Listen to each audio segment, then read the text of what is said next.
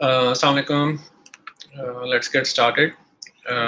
Makeup lecture हमारा कल ही था, तो जिसकी वजह से आई होप के यू गाइस रिमेंबर कि कहाँ पे हम लोगों ने स्टॉप किया था।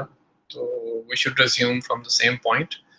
मेरे ख्याल में एक अपडेट मज़ीद चल ये है कि हम लोगों ने जो आपके प्रोजेक्ट प्रपोजल्स हैं तो उनके लिए हम लोगों ने कुछ गाइडलाइंस जो हैं वो कल गूगल क्लासरूम पे शेयर की हैं।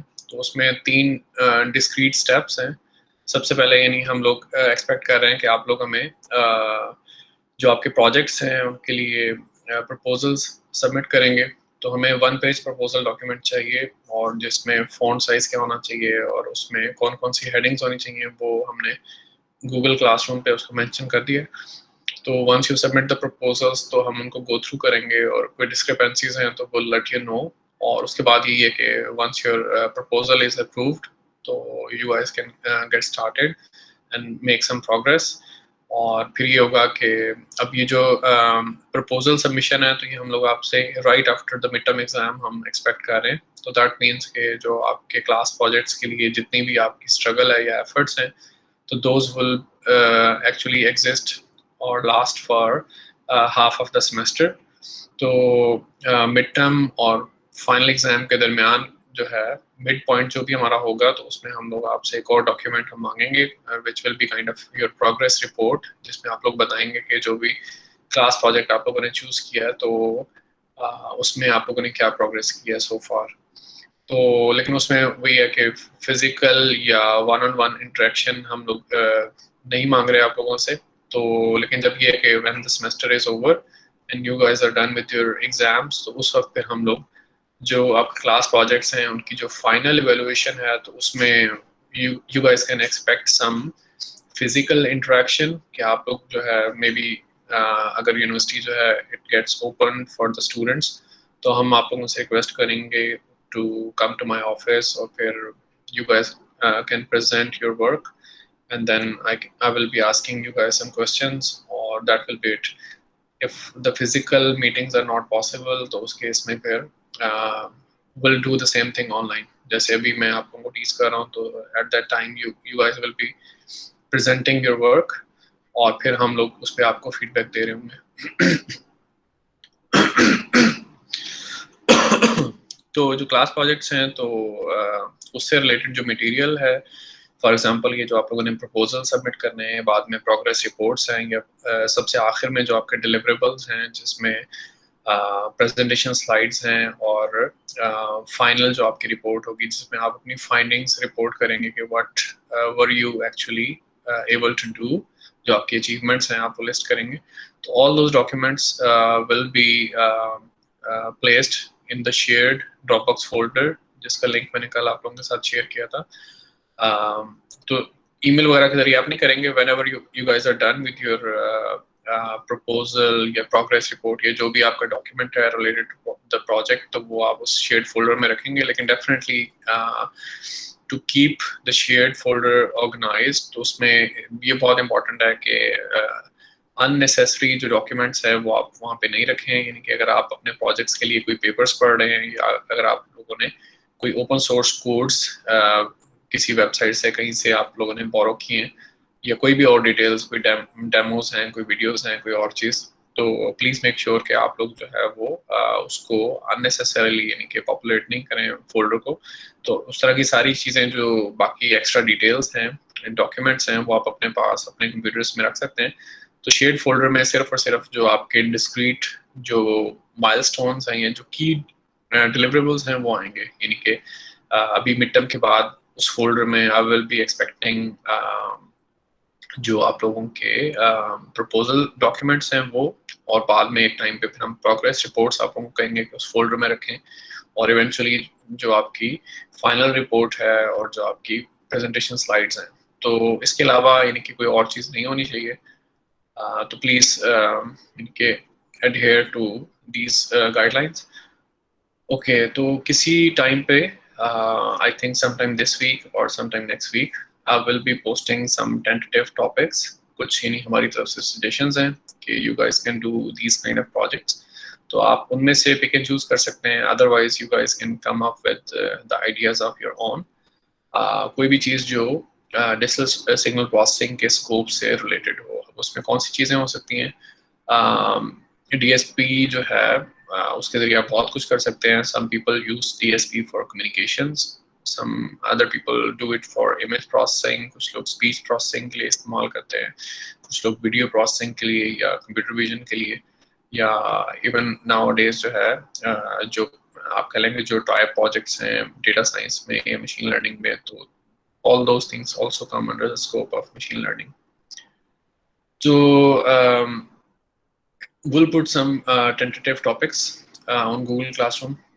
तो आप उनमें से चूज करें, अपने आइडियाज आप लेके आएं, और यानी कोशिश ये करनी है कि every group comes up with a different topic. यानी sometime it happens, पिछले साल ये हुआ था कि एक ही टॉपिक जो है वो 2-3 ग्रुप्स ने चूज किया था, तो देन इट बिकम डिफिकल्ट, क्योंकि फिर वो ग्रुप्स को आपस में थोड़ा इंटरेक्ट करना पड़ता है टू सी के they all and up doing a different work. यानी ये नहीं हो कि एक ही काम सब लोग रिपीट कर रहे हैं, तो हमें 3 लोगों का ग्रुप चाहिए, ऐसा नहीं है कि 3 ग्रुप्स हों तो फिर 9 लोग एक ही प्रोजेक्ट पे काम कर रहे हैं, तो that shouldn't be the case. तो try to choose different topics. तो इस पे हमारी डिस्कशंस यानी कि every once in a while होती रहेंगी। तो let's move to today's topic which is Z transform. लेकिन उससे भी पहले I want to remind you कि आप लोगों का नेक्स्ट ट्यूटोरियल सेशन जो है it's on next Monday between 12 to 2, और उसका जो स्कोप है जो कंटेंट्स उसमें कवर होंगे तो that is DTFT, discrete time Fourier transform. Okay, so I think let's get started. I should share my screen and I should open a whiteboard.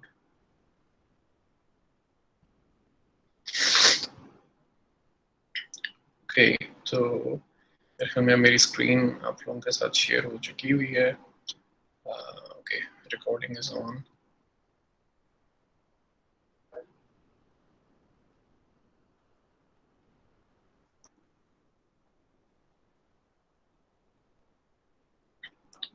अगर आप लोगों को किसी भी वजह से आवाज़ नहीं आ रही है तो मेक श्योर के आप रीजॉइन करें। ज़्यादा लोगों को मसला हो तो हमें बताएं।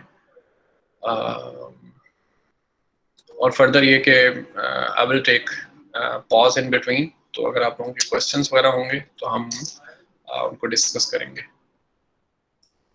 ओके, Z ट्रांसफॉर्म है और पिछले लेक्चर में हम इसको थोड़ा बहुत बात कर चुके हुए हैं, तो अभी हम फिर दोबारा से थोड़ा सा रिकैप करते हैं, then will move forward. Okay, तो Z ट्रांसफॉर्म,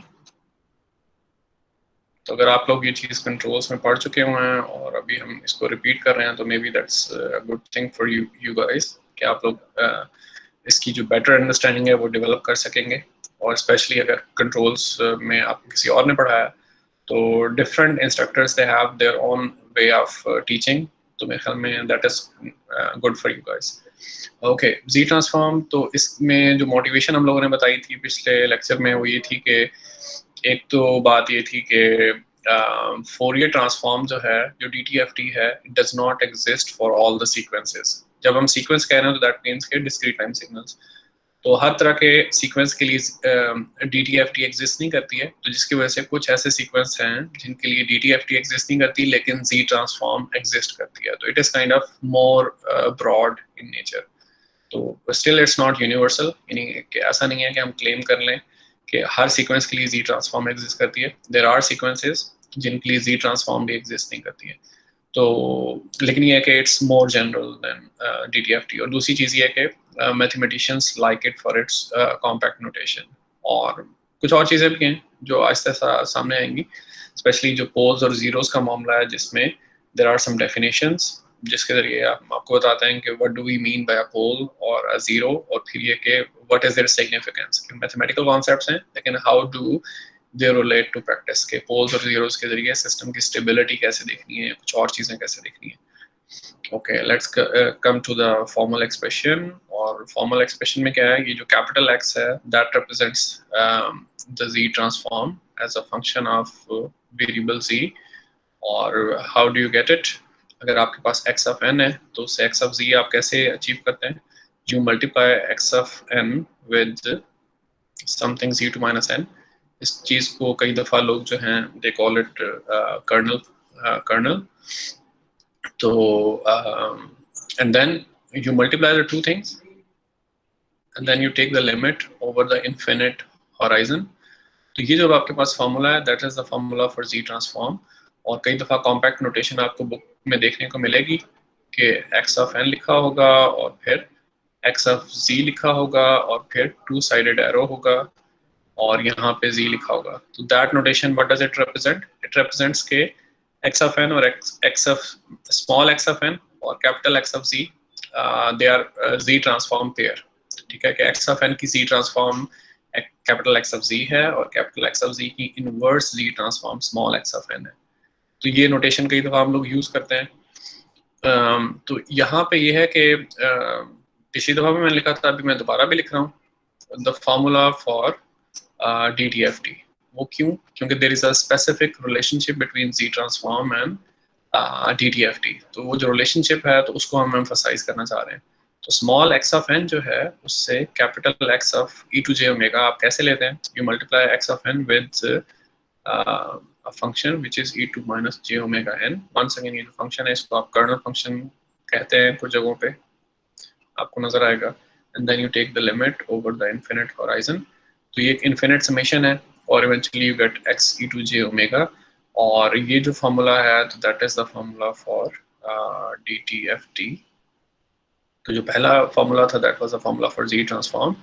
तो जब आप इक्वेशन 1 और इक्वेशन 2 को आप कंपेयर करते हैं तो व्हाट डू यू डिड्यूस और इन्फर? फिर आप कहते हैं कि if we substitute z equal e to j omega then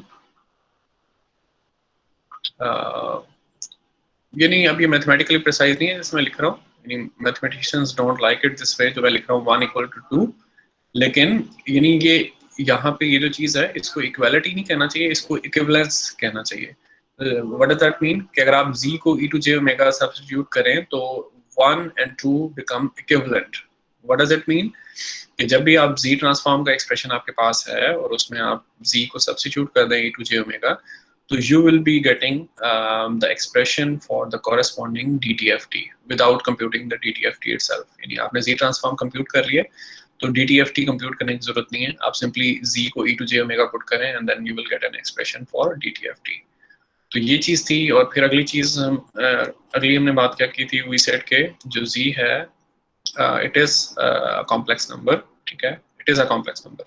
जो ओमेगा था it was a real number in the range 0 to 2 pi, लेकिन z कॉम्प्लेक्स नंबर है तो जिसकी वजह से ऑल ऑफ अ सडन हमें क्या करना पड़ता है, जिसकी वजह से इट बिकम्स रेलेवेंट कि हम जो z है उसका रियल पार्ट और इमेजिनरी पार्ट उसको अलग-अलग देखें। यानी हम कहते हैं कि z is a complex number जिसका रियल पार्ट है जिसको हम कह रहे हैं r e of z और फिर इस तरह से उसका इमेजिनरी पार्ट भी है जिसको हम कह रहे हैं i m of z।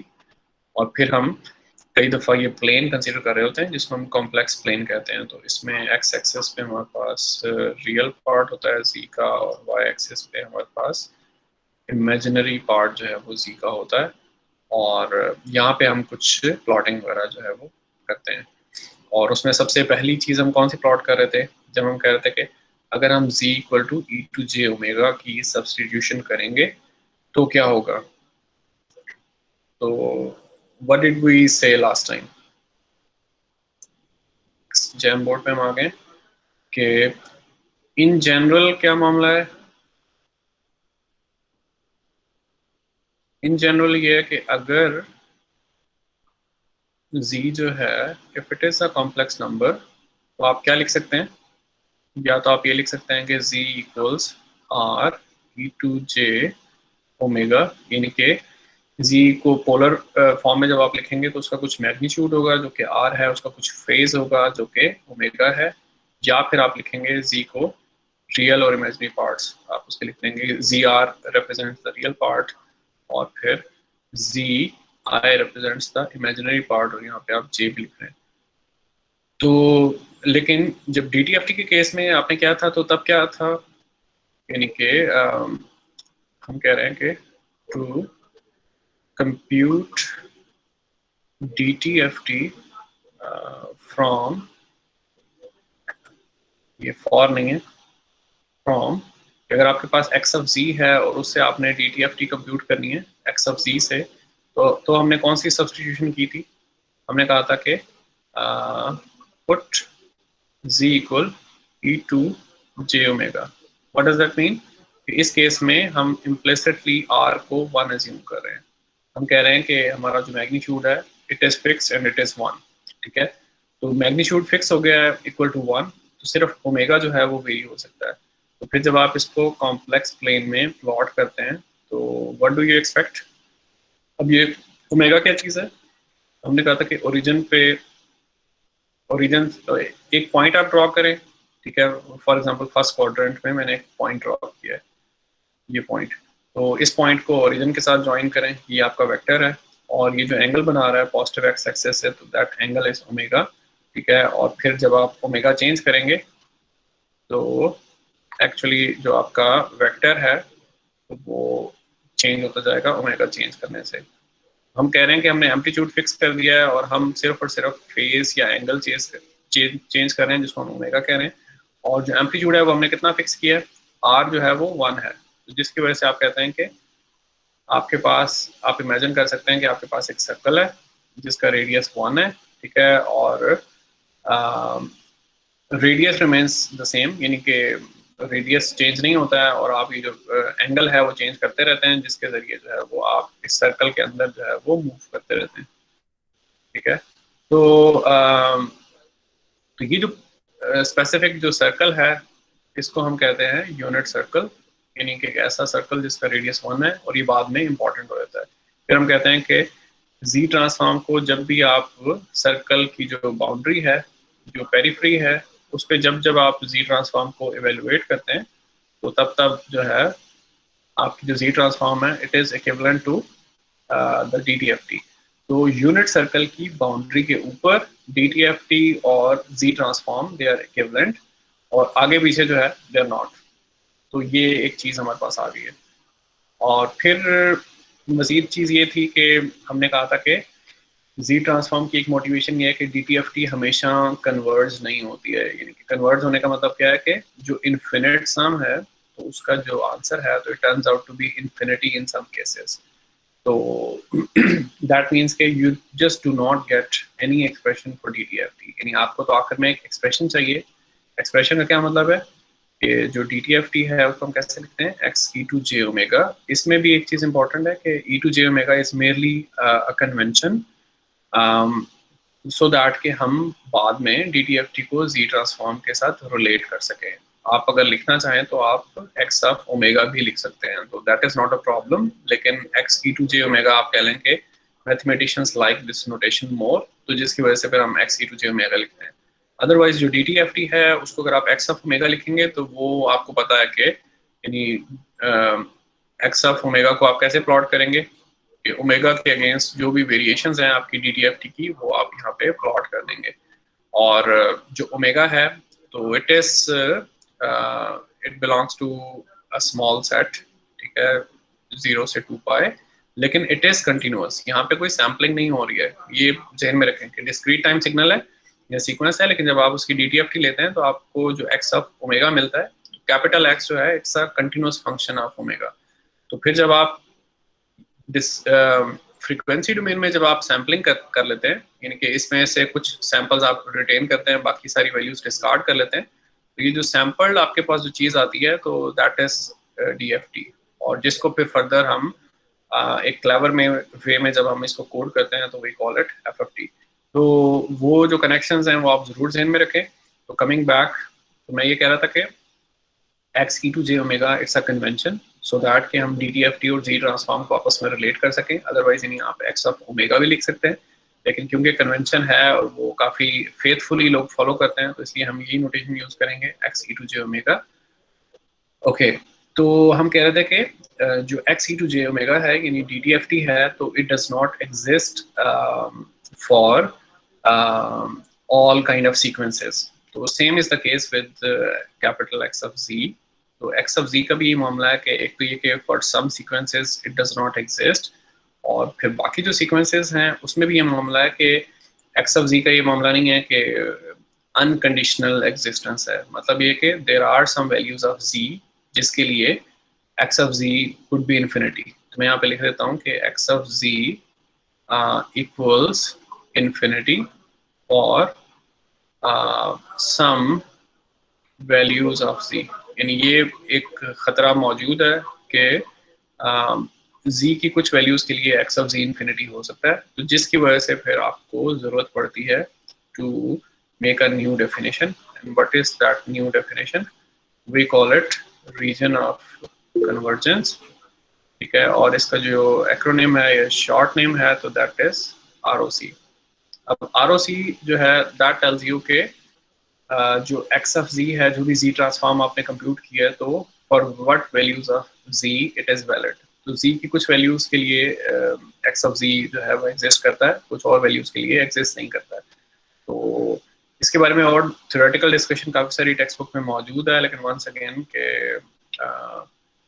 if we go into that discussion तो we will not be able to cover the course contents जो हम लोगों ने इस कोर्स में प्रॉमिस किए हुए हैं।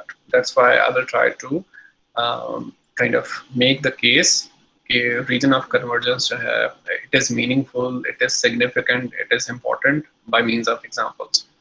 एग्जाम्पल्स के जरिए हम इसकी सिग्निफिकेंस जो है वो वाजे करना चाह रहे हैं।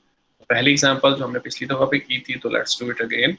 तो हम कह रहे हैं कि we have a signal of interest x of n which is a raised to power n u of n, और we want to compute its z transform. तो let's get started. X of z जो है we have the infinite summation और फिर x of n आप लिखेंगे which is a to n u of n, and then you have the kernel which is z minus n, और फिर summation is over the infinite horizon। और unit step की वजह से जो चेंज आएगी वो ये होगी कि आपकी समेशन जो है it will start from zero instead of minus infinity, और जो चीज़ आपके पास बचती है that is a of n, और फिर मिस्टेक मैंने की है z to minus n। Then you can just keep making progress जैसे आप मैथमेटिकल स्टेप्स करते हैं। तो पावर आप दोनों टर्म्स की कॉमन ले सकते हैं, a z inverse raised to power n, और n goes from zero to infinity. तो अब ये जो आपके पास चीज है तो that is an infinite sum, ये आपके पास इन्फिनिट सम है। तो और एक्चुअली क्या है, अगर आप इसको ज़्यादा केयरफुली देखेंगे, इट्स अ ज्योमेट्रिक सीरीज, ठीक है। तो ज्योमेट्रिक सीरीज है, तो ज्योमेट्रिक सीरीज में इन्फिनिट सम का आप फॉर्मूला आप लगा सकते हैं to compute compact expression for x of z. तो पहले तो हम वो फॉर्मूला लगाते हैं, ठीक है। तो यहाँ पे आप फॉर्मूला जब आप लगाना चाह रहे हैं, तो ये जो ए जी इनवर्स है, तो ये जो चीज़ है तो we call it common ratio in the context of geometric series. तो इन्फिनिट सम का जो फॉर्मूला है आपके पास, तो that is 1/1 minus the common ratio. तो कॉमन रेशियो क्या है आपके पास? ए जी इनवर्स। तो एक चीज़ तो ये होगी कि हम लोगों ने एक्स ऑफ जी का जो एक्सप्रेशन है वो कंप्यूट कर लिया है, कॉम्पैक्ट एक्सप्रेशन, ठीक है। यहाँ पे हम लिख देते हैं एक्स ऑफ जी का एक्सप्रेशन है 1/1 माइनस ए जी इनवर्स। लेकिन अब हमारा क्लेम ये है कि ये जो एक्सप्रेशन है तो that expression does not hold unconditionally, यानी कि कोई यहाँ पे रीजन ऑफ कन्वर्जेंस है, यानी कुछ जी की ऐसी वैल्यूज हैं जिनके लिए एक्सप्रेशन वैलिड है और बाकी कुछ ऐसी वैल्यूज हैं जिनके लिए एक्सप्रेशन वैलिड नहीं है। तो अब हमने जो अगला काम है वो ये कि इस पर्टिकुलर एक्सप्रेशन के साथ जो ROC एफिलिएटेड है तो हमने वो कंप्यूट करना है। तो उसके लिए हम कहाँ पे जाएंगे? उसके लिए जो ओरिजिनल जो आपकी डेफिनेशन है उस पर आपने जाना है, यानी कि हम अभी जब जी ट्रांसफॉर्म कंप्यूट कर रहे थे तो लास्ट हमारा जो स्टेप था उसमें हम कहाँ पे थे? तो let me rewrite that step. A z inverse raised to power n। अब यहाँ पे आप जो है वो दूसरे पर्सपेक्टिव से सोच सकते हैं। अब आप कह रहे हैं कि ये जो समेशन है इसमें इन्फिनिट टर्म्स हैं, इन्फिनिट टर्म्स ऐड हो रही हैं, ठीक है। और अगर हर टर्म जो है वो 1 भी हो, अगर मैं कहता हूँ कि ए जी इनवर्स मैं इसको 1 सेट करता हूँ, ठीक है, यानी मैं कह रहा हूँ एज इनवर्स इज 1। तो अगर हर टर्म जो है वो 1 है तो इन्फिनिट टर्म्स यानी अगर ऐड हो रही हैं, अगर आप 1 को इन्फिनिट टाइम्स ऐड करें तो कितना आपके पास आंसर है, स्टिल 1। और अगर 1 से ज़्यादा हो यानी आप एज इनवर्स को 2 रख लें, 3 रख लें, 4 रख लें, 5 6 7, तो यू विल सी के आंसर इज स्टिल इन्फिनिटी। तो इसमें एक ही जो है वो पॉसिबिलिटी है, वो ये है कि अगर आपके पास ए जी इनवर्स और उसका मैग्नीट्यूड यानी मॉडुलस, क्यों? क्योंकि ए और जी दोनों जो है वो कॉम्प्लेक्स नंबर्स हैं, तो जिसकी वजह से आप मॉडुलस ऑपरेशन कह रहे हैं। आप कह रहे हैं कि ए जी इनवर्स अगर उसका जो मॉड है वो लेस देन 1 होगा, यानी अगर हर टर्म जो है उसका मैग्नीट्यूड, ये जो टर्म आपके पास आ रही है जिसको आप कॉमन रेशो कह रहे थे, तो ये जो टर्म है इसमें अगर हर टर्म का मैग्नीट्यूड 1 से कम होगा तो फिर चांसेस हैं कि इस तरह के इन्फिनिट टर्म्स अगर आप ऐड करें, ठीक है, तो जो आंसर है आपका it will turn out to be less than infinity. तो आपके पास फाइनाइट जो है वो आंसर आएगा। तो अब ये आपके पास कंडीशन आ गई है फॉर आरओसी, इसको आप थोड़ा सा आगे चला सकते हैं। तो आप कहेंगे कि ये आपके पास दो नंबर्स मल्टीप्लाई हो रहे हैं या दो वेरिएबल्स मल्टीप्लाई हो रहे हैं, उनका मॉडुलस है, तो आप इंडिविजुअल मॉडुलस भी लिख सकते हैं। तो दैट डजंट चेंज एनीथिंग, ठीक है, क्यों? क्योंकि ये मैथमेटिकल प्रॉपर्टी है कि अगर आप ए और बी आपके पास दो नंबर्स हैं, उनका मॉडुलस है, और तो फिर इट रिमेन्स अनचेंज्ड अगर आप जो है वो अलग-अलग मॉडुलस ले लें। लेकिन जब आपके पास a प्लस बी का मॉड होता है उस टाइम आपको केयरफुल रहना होता है, क्योंकि जब आप इंडिविजुअल मॉड लेंगे तो आपके पास इनइक्वालिटी आएगी। तो लेकिन यहाँ प्रोडक्ट है तो इस वजह से आप इनको सेपरेट कर सकते हैं, ठीक है। तो इसमें फिर आप थोड़े से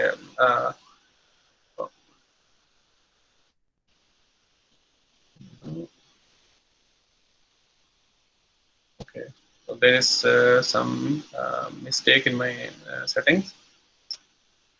Okay, मैं इसको यहाँ दोबारा से लिख रहा हूँ। we were at this step a z inverse less than 1, ठीक है। तो अब आप थोड़ा सा चीज़ों को रीअरेंज कर सकते हैं। मॉडुलस किसी भी कॉम्प्लेक्स नंबर का जब आप मॉडुलस लेते हैं तो eventually it is just a positive number, एक पॉजिटिव रियल नंबर है। okay? अगर मेरे पास एक कॉम्प्लेक्स नंबर था 3 + 4j और जिसको for example I call it p, ठीक है, तो जब मैं इसका मॉडुलस लूंगा तो व्हाट इज दैट, 3² + 4² और अंडर रूट, ठीक है। तो इस केस में 9 + 16 25 और इवेंचुअली 5 आ रहा है। बहरहाल इनके अगर इस तरह एग्जैक्ट इंटीजर ना भी हो, लेकिन पॉइंट ये है कि जो मॉडुलस होता है किसी भी कॉम्प्लेक्स नंबर का, जैसे अभी हम p मॉड कह रहे थे, तो modulus is always a real number और वो भी पॉजिटिव रियल नंबर, ठीक है। तो ये एक पॉजिटिव नंबर है, ठीक है, तो जिसकी वजह से आप इनको इनइक्वालिटी के दाएं बाएं मूव करेंगे तो it will not make lot of difference, ठीक है। तो when you move this thing to the other side तो आपके पास हो जाएगा 1/z इनवर्स, ठीक है, मॉड, और इवेंचुअली जो है जो z इनवर्स है 1/z इनवर्स, तो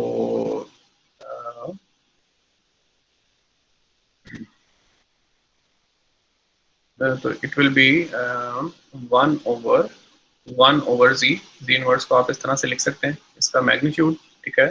तो then you guys can see के what can we do. Eventually आपके पास आ रहा है जो a मैग्नीट्यूड है it is less than z, क्योंकि दो दफा 1/, है तो आपके पास ये चीज आ गई है। तो या आप इसको इस तरह से लिख सकते हैं कि z मैग्नीट्यूड जो है it is greater than a magnitude. ये अब आपके पास कंडीशन आ गई है जो आपके आरओसी की जो कंडीशन है। तो ओके, सर ये आपने 2 दफा रेसिप्रोकल क्यों लिया था? चलें इसको हम दोबारा से यहाँ पे लिख लेते हैं। तो हमारे पास कंडीशन है, दोबारा से लिखें अगर आप, तो ए जी इनवर्स, ठीक है, लेस देन 1। हर इंडिविजुअल टर्म जो है उसका मैग्नीट्यूड लेस देन 1 होना चाहिए, क्योंकि इस तरह की इन्फिनिट टर्म्स हैं। और उसके बाद फिर आप जो है वो मॉडुलस जो है वो सेपरेट कर लें। ए जी इनवर्स यहाँ पे और लेस देन 1। तो अभी आपके पास पॉजिटिव नंबर्स हैं, तो जैसे मर्जी इनको मैनिपुलेट कर लें, ठीक है। चाहे आप यहीं पे लिख लें कि जी इनवर्स जो है वो 1/z है, चाहे उस तरह कर लें जैसे हमने पहले किया था, और ये चीज़। तो फिर आगे वो मामला है कि और फिर आप जो है ये पॉजिटिव नंबर्स हैं, इनको इनइक्वालिटी की दूसरी तरफ अगर आप लेके जाएंगे तो जो इनइक्वालिटी है इट रिमेन्स अनचेंज्ड। इनके नेगेटिव नंबर होता है तो हाँ जी इनइक्वालिटी ठीक है की सर, जो डायरेक्शन है वो स्विच हो वर्ड्स की जाती है। वजह से है। तो ये चीज़ है। ठीक है सर। तो तो इवेंचुअली हमारे पास जो एक्स ऑफ जी है तो that is 1/1 minus A z inverse, ठीक है। और आप लिखेंगे फॉर, यानी आर ओ सी आप बताएंगे for z magnitude greater than a magnitude. आप यहाँ पे लिख भी सकते हैं कि I am talking about R O C. और फिर फर्दर ये कि अभी इस पर थोड़ा सा मजीद कुछ चीज़ें हम देख सकते हैं। जो एक्स ऑफ जी का एक्सप्रेशन है उसको आप थोड़ा सा मजीद सिंप्लीफाई कर सकते हैं। 1 माइनस ए डिवाइडेड बाई जी है, और फिर आप जो है वो एलसीएम वगैरह ले लें तो आपके पास जी माइनस ए डिवाइडेड बाई जी हो जाएगा। और फिर आप जो है इसको थोड़ा सा मजीद अरेंज कर लेंगे तो जी ओवर जी माइनस ए हो जाएगा। तो अब ये जो है आपके पास एक्सप्रेशन आया है अभी, तो that is kind of desirable in the sense के इसके ज़रिए आप कुछ मजीद इनसाइट्स प्रोवाइड कर सकते हैं अबाउट योर सिस्टम। तो इस तरह के जो एक्सप्रेशंस हैं एक्स ऑफ जी के वो डिजायरेबल हैं। क्यों? क्योंकि ये जो एक्स ऑफ जी है ये किस तरह का एक्स ऑफ जी है? आप कह रहे हैं कि right now my x of z is a rational function, ठीक है। तो रैशनल फंक्शन होने का क्या मतलब है कि इन जनरल क्या है कि अगर आपका जो एक्स ऑफ जी है वो रैशनल फंक्शन है कि there is a numerator which is a polynomial और there is a denominator which is also a polynomial of z. जो हमारे वाले केस में जो हमारी एग्जांपल थी, हमारी वाली एग्जांपल में पी ऑफ जी हमने क्या आया हमारे पास, दैट वाज जी। और जो अभी एग्जांपल हमने देखी है तो उसमें क्यू ऑफ जी क्या था, दैट वाज जी माइनस ए। तो एग्जांपल वाले केस में हमारे पास जो एक्स ऑफ जी था that was z over z minus a. In general कोई भी पॉलिनोमियल होगा न्यूमरेटर में और कोई भी पॉलिनोमियल होगा डिनोमिनेटर में। और फिर आपके पास कुछ नई डेफिनेशंस आती हैं पोल्स और जीरोस। और what are those definitions? Poles के हैं, they are actually the roots of Q of z. जो डिनोमिनेटर है उसके जो रूट्स हैं वो क्यू ऑफ जी हैं, और जो न्यूमरेटर है उसके जो रूट्स हैं those are zeros. Okay, so what is a root of a polynomial which makes the polynomial zero? ठीक है, तो ये चीज़ हो गई। तो ये जब हमारी एग्जांपल है उस केस में क्या है कि we have 1 0 कहाँ पे at z equal to 0, कि जब आप न्यूमरेटर में z को 0 पुट करेंगे तो आपके पास जो पूरा पॉलिनोमियल है वो 0 हो जाएगा। तो दैट मीन्स के we have a 0 at z equal to 0। और आपके पास पोल कहाँ पे है? अगर आप z को a पुट करेंगे तो डिनोमिनेटर जो है इट विल बिकम 0, ठीक है। तो हमारे पास पोल जो है that is z equal to a। तो पोल्स वो हैं जो कि डिनोमिनेटर के रूट्स हैं, या पोल्स वो हैं जिनके जरिए z ट्रांसफॉर्म जो है वो इन्फिनिटी हो जाती है। तो at poles z transform is infinity. और जैसे अभी हम थोड़ी देर पहले बात कर रहे थे कि हमें अपने एक्स ऑफ जी का एक्सप्रेशन जो है वो फाइनाइट चाहिए, तो यहाँ से एक जो डिडक्शन है या आप कह लें कि एक जो इन्फ्रेंस है वो ये हो रही है कि जो पोल्स हैं वहाँ पे जी ट्रांसफॉर्म एग्जिस्ट नहीं करती, क्योंकि z transform by definition they are the roots of the denominator, और वहाँ पे एक्स ऑफ जी इन्फिनिट हो जाता है। तो दैट मीन्स के जब भी आप रीजन ऑफ कन्वर्जेंस फाइंड करेंगे फॉर एनी जी ट्रांसफॉर्म तो इट शुड नॉट और it must not contain any pole, ठीक है। तो आर की कुछ प्रॉपर्टीज हैं जिनमें से एक प्रॉपर्टी ये होगी कि आर में पोल्स नहीं होते हैं।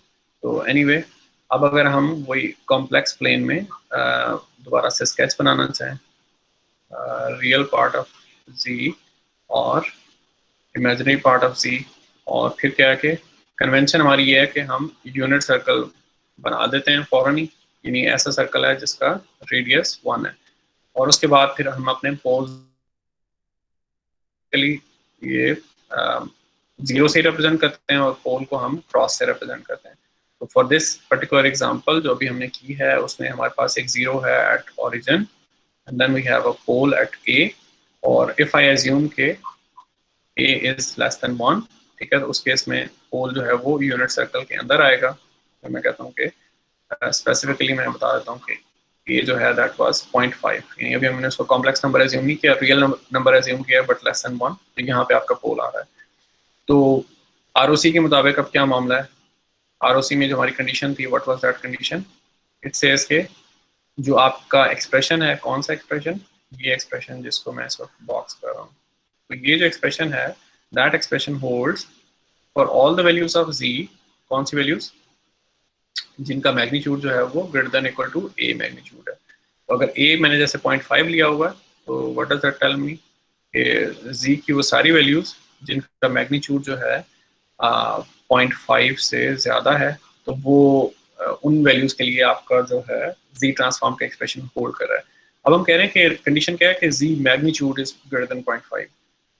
मैग्नीट्यूड एक कॉम्प्लेक्स नंबर का कहाँ पे होता है, सर्कल पे, ठीक है, तो इसका मतलब है कि आपको 0.5 रेडियस का आप एक सर्कल बनाएंगे, ठीक है, फिर आप कह रहे हैं कि जी की वो सारी वैल्यूज जिनका मैग्नीट्यूड 0.5 से बड़ा है, वो कौन सी वैल्यूज हैं, ये सारी वैल्यूज जो छोटे सर्कल से बाहर जितनी भी वैल्यूज हैं जी की कॉम्प्लेक्स प्लेन में, ये सारी जी की वो वैल्यूज हैं जिनके लिए ये कंडीशन होल्ड करती है।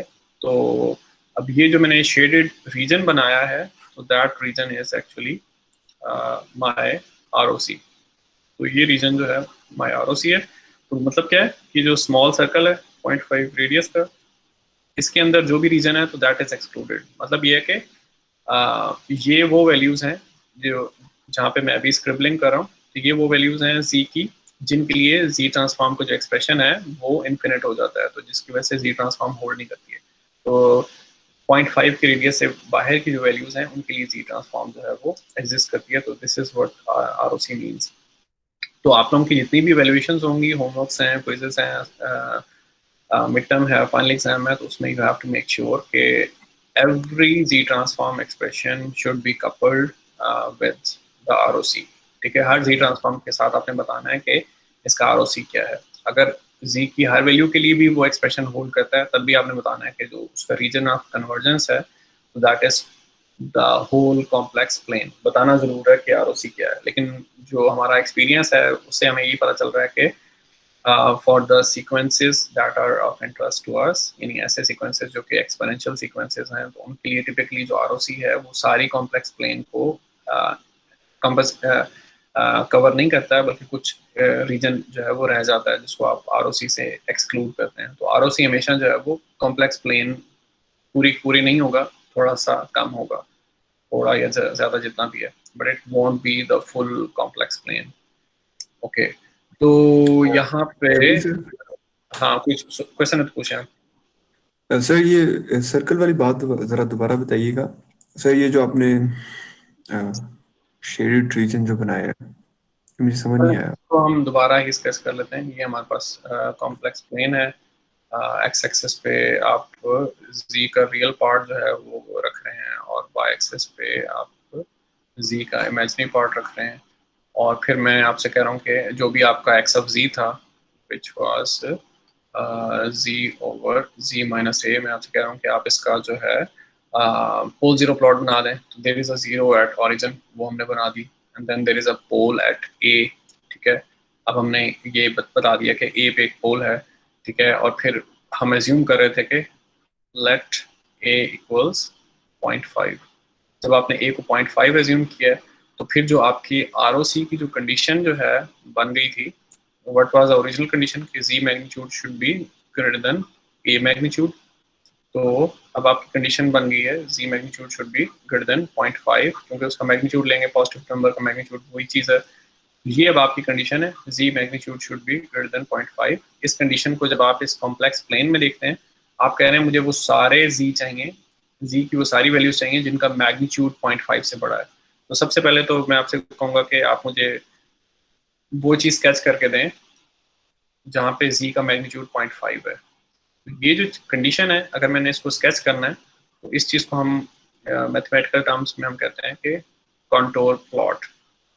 ये कॉम्प्लेक्स नंबर, उसकी वैल्यू कहाँ कहाँ पे कांस्टेंट है, ठीक है। तो कॉम्प्लेक्स प्लेन में it turns out to be a circle, ठीक है। यानी कि z मैग्नीट्यूड इक्वल टू 0.5, अगर ये a 0.5 है तो यानी बहुत सारे और z होंगे, यानी मैं एक सर्कल बना रहा हूँ, ठीक है। तो यहाँ पे जो z होगा, यहाँ पे जो z होगा, और यानी अभी मैं क्रॉस बना रहा हूँ, लेकिन इट डजंट मीन कि ये पोल्स हैं। मैं सिर्फ ये कह रहा हूँ कि ये सारे जो z पॉइंट्स हैं, इन सब का मैग्नीट्यूड 0.5 है, क्योंकि इन सब का जो डिस्टेंस है फ्रॉम द ओरिजिन, ठीक है, वो 0.5 है। तो ये चीज़ हम बताना चाह रहे हैं कि एक कॉम्प्लेक्स नंबर जो है, जब उसका मैग्नीट्यूड कांस्टेंट होता है, तो व्हाट डज दैट मीन कि एक से ज़्यादा पॉइंट्स होते हैं जो इस कंडीशन को फुलफिल कर रहे होते हैं, और उन सारे पॉइंट्स का जो सेट है उसको हम कॉन्टोर प्लॉट कहते हैं। और कॉम्प्लेक्स नंबर्स के केस में that set turns out to be a circle. तो एक सर्कल ऐसा है कि जिसका मैग्नीट्यूड जो है वो रिमेन्स फिक्स्ड। फिर अब आप अपनी ओरिजिनल आरओसी वाली कंडीशन पे आ जाएं कि मुझे वो पॉइंट्स चाहिए जिनका मैग्नीट्यूड 0.5 से बड़ा है। तो दैट मीन्स कि ये सारे वो पॉइंट्स हैं जो इस सर्कल से बाहर बाहर है, इस सर्कल के ऊपर नहीं है, इस सर्कल के अंदर नहीं है। क्योंकि सर्कल के ऊपर कौन से पॉइंट्स हैं जिनका मैग्नीट्यूड 0.5 है, और सर्कल के अंदर कौन से पॉइंट्स हैं जिनका मैग्नीट्यूड लेस देन 0.5 है। तो जिसकी वजह से आप सर्कल से बाहर की बात कर रहे हैं। और जब मैं ये लाइंस ड्रॉ कर रहा हूँ तो दैट मीन्स के ये लाइंस इन्फिनिटी को एक्सटेंड कर रही हैं। मतलब क्या है कि जो आर है, जो मैं लिख रहा हूँ कि my R O C is z greater than 0.5, ठीक है। तो ये कहाँ तक जा रहा है? इन्फिनिटी तक जा रहा है।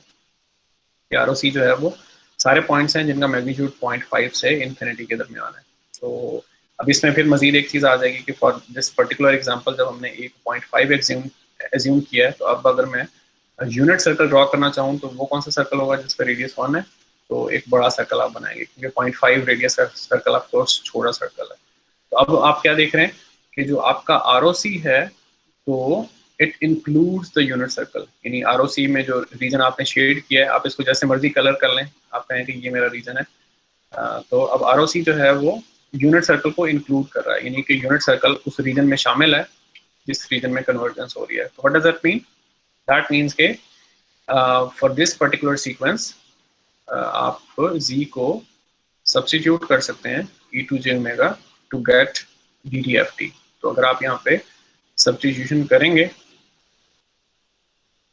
तो आपके पास dt/ft का एक्सप्रेशन क्या आएगा?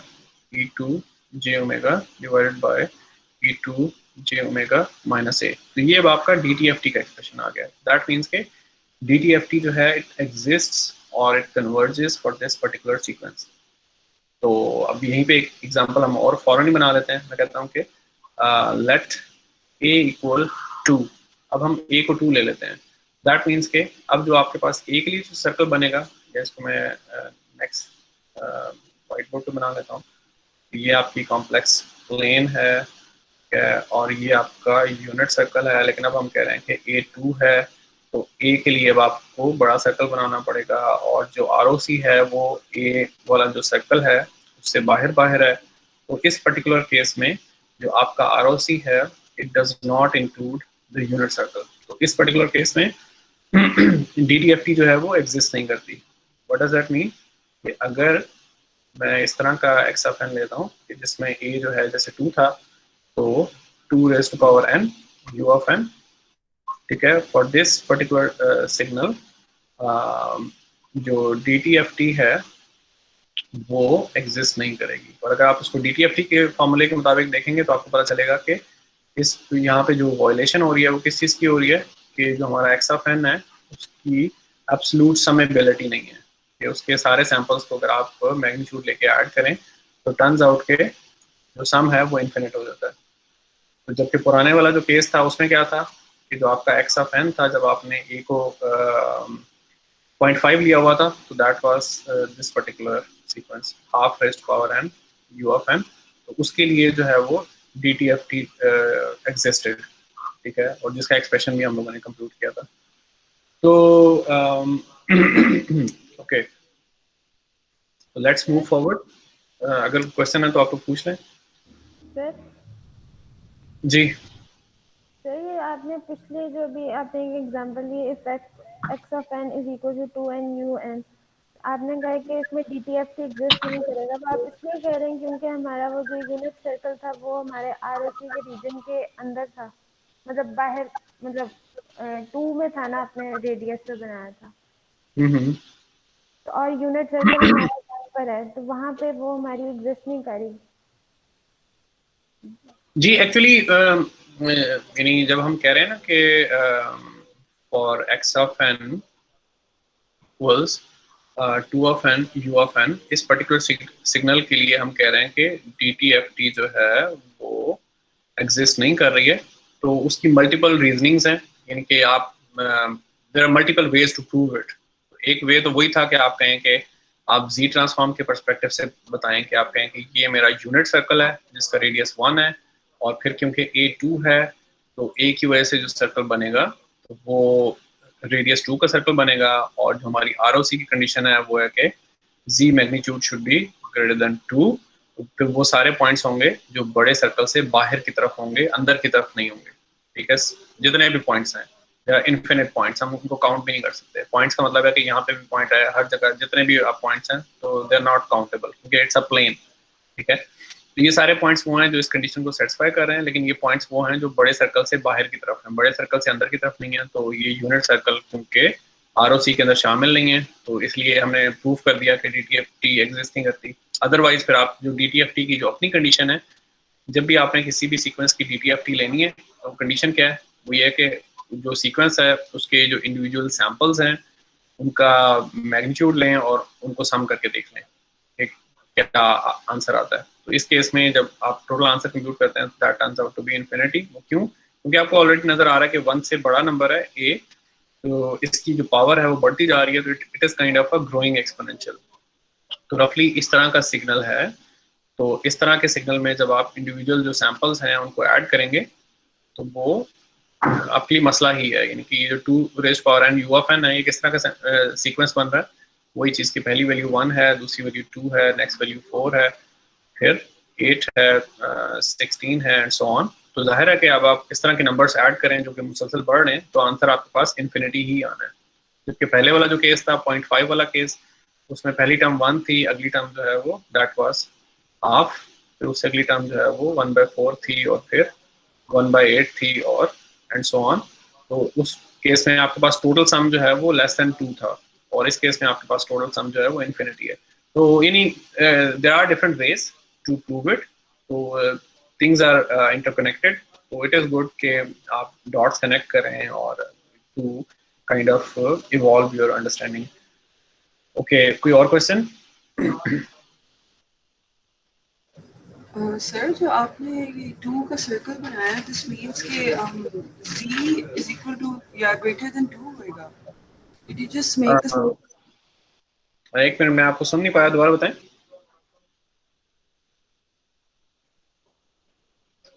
रिपीट करें प्लीज। हेलो।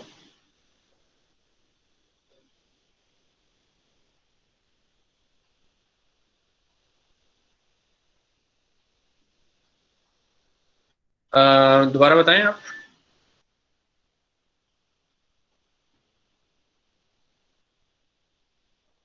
चलें, इनके there was a question which I was not able to listen to, or maybe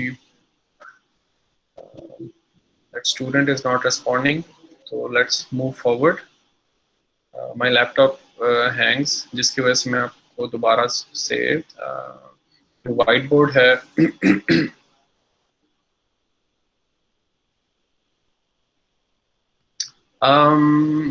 मुझे कमेंट आ रहा है कि कनेक्शन इज लॉस्ट। तो आप लोग मुझे सुन पा रहे हैं या जो स्टूडेंट हैं उनका?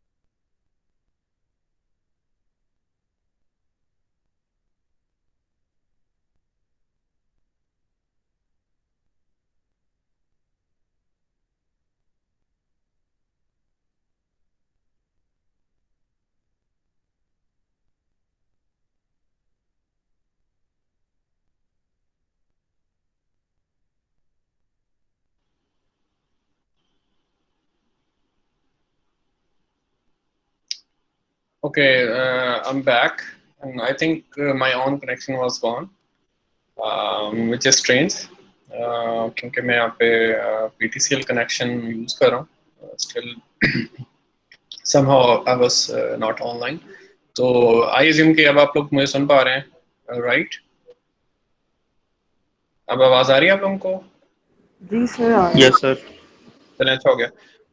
What was the question? Sir question यही था कि जो आपने ये z की कंडीशन मेक है कि z magnitude is greater than 2, तो ये आपने डायरेक्ट इक्वेशंस के देख के कैसे किया? लाइक कोई स्टैंडर्ड फॉर्म है z ट्रांसफॉर्म का?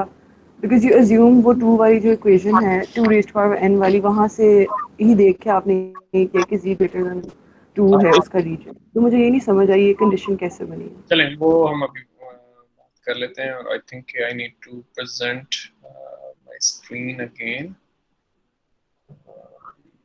ठीक है. That comes with experience. तो आप थोड़ा सा when you guys gain some fluence in Z transform, तो you guys will be able to do that as well. तो I assume कि अब आप लोगों को जो Jamboard है वो नजर आ रहा है.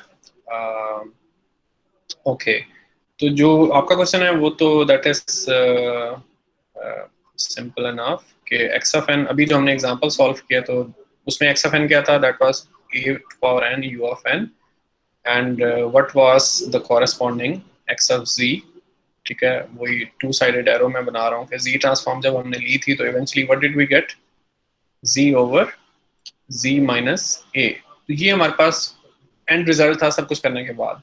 ठीक है, और फिर जब हम इसमें प्लॉटिंग कर रहे थे तो हमें क्या पता चला? हमें ये पता चला कि हमने एक ओरिजिन पे एक जीरो बनाई और उसके बाद फिर हमने पॉजिटिव एक्स एक्सिस पे हमने a बनाया, और फिर जो हमारे पास इस पर्टिकुलर z ट्रांसफॉर्म के लिए जो ROC था, तो व्हाट वाज दैट ROC? कि z magnitude should be greater than a. तो क्योंकि I have taught this course last time as well, तो few things I have memorised. उसमें यही है कि अगर आपके पास एक्सपोनेंशियल सीक्वेंस हो जो स्टैंडर्ड फॉर्म में हो, तो whatever your a is right here, तो जो आपका a होता है तो इवेंचुअली इट बिकम्स द पोल. और जो ROC की जो कंडीशन है वो यही होती है कि जो z मैग्नीट्यूड है it should be greater than the value of the pole. तो जिसकी वजह से जब हमने कहा कि माय a is 2, तो यहाँ पे मैंने a को 2 लिया है, और फिर इस कंडीशन की वजह से आई न्यू के मुझे एक सर्कल बनाना है ऑफ रेडियस 2, और फिर मेरा ROC उससे बाहर होगा. और फिर ये कि आप यूनिट सर्कल भी बना लेते हैं to relate the whole thing to DTFT, जहाँ पे रेडियस जो है वो 1 होता है. तो फिर आप कहते हैं कि इस केस में यूनिट सर्कल इंक्लूडेड नहीं है आपके ROC में, तो जिसकी वजह से फॉर दिस पर्टिकुलर केस जब A2 है तो आपकी DTFT जो है इट डज नॉट एग्जिस्ट. तो ये है फॉर दिस स्टैंडर्ड एग्जांपल. तो कुछ एग्जांपल्स स्टैंडर्ड एग्जांपल्स हैं तो which I have memorized over the time, जिसकी वजह से I know कि जो भी आपका A यहाँ पे होता है तो eventually that A is the pole in your Z transform, और जो आपका ROC है तो that actually extends outwards. तो ये भी एक प्रॉपर्टी है आगे जाके ROC की. तो कुछ चीज़ें वही हैं मेनली, यानी कि ये चीज़ें मेमोराइजेशन से आ रही हैं. तो if you guys are not able to memorise तो डेफिनेटली फिर आप प्रोसीजरल वे में चलें, आप Z ट्रांसफॉर्म कंप्यूट करें. और अगर आपने कर ली है Z ट्रांसफॉर्म कंप्यूट कर लिया जैसे यहाँ पे लिखी हुई है, फिर यहाँ पे डेफिनेटली आप A की डिफरेंट वैल्यूज प्लग करें और उसको ROC के साथ मिला के देखें, फिर देखेंगे व्हाट डू यू गेट. तो वरना आगे जाके ROC की जो डिफरेंट प्रॉपर्टीज हैं, प्रॉपर्टीज का मतलब है कि facts which do not gate changed. तो एक फैक्ट क्या था कि ROC जो है, जो शेडेड रीजन आप बनाते हैं उसमें कभी एक पोल नहीं होगा, जो हमने बात की थी थोड़ी देर पहले भी. तो इसी तरह एक और फैक्ट भी है, वो ये कि फॉर राइट साइडेड सीक्वेंसेस जो ROC है तो it extends outwards from the outer most pole. तो इस पर हम सिस्टमेटिकली बाद में बात करेंगे, मेरे ख्याल में नेक्स्ट लेक्चर में इस पर बात होगी, यानी परसों. तो उस वजह से भी मुझे पता है कि राइट साइडेड सीक्वेंस क्यों है, क्योंकि because of the unit step function. Unit step function की वजह से ये जो x of n है तो इसका कोई भी सैंपल नॉन जीरो नहीं है लेफ्ट एक्स एक्सिस पे, यानी कि नेगेटिव एक्स एक्सिस पे. तो इस पर्टिकुलर x of n के जितने भी सैंपल्स हैं तो वो पॉजिटिव टाइम इंडिसेस के लिए हैं, जिसकी वजह से इस तरह का जो सीक्वेंस है उसको हम राइट साइडेड सीक्वेंस कहते हैं. तो राइट साइडेड सीक्वेंसेस के लिए जो ROC है तो उसका एक रूल है। तो वो रूल्स हम ROC के जितने भी रूल्स हैं तो वो हमने नेक्स्ट लेक्चर में कवर करने हैं। तो यानी कि because of so many different things I knew from my past, तो I ended up writing it directly, लेकिन आप लोग जो है वो सिस्टमेटिक वे में कर सकते हैं। ओके, नेक्स्ट एग्जांपल, तो हम एग्जांपल्स ही कर रहे हैं to kind of gain insights into Z transform. तो अगली एग्जांपल है हमारे पास कि एक x ऑफ n है which is minus a raised to power n u of minus n minus 1. तो basically it's also an example from the textbook.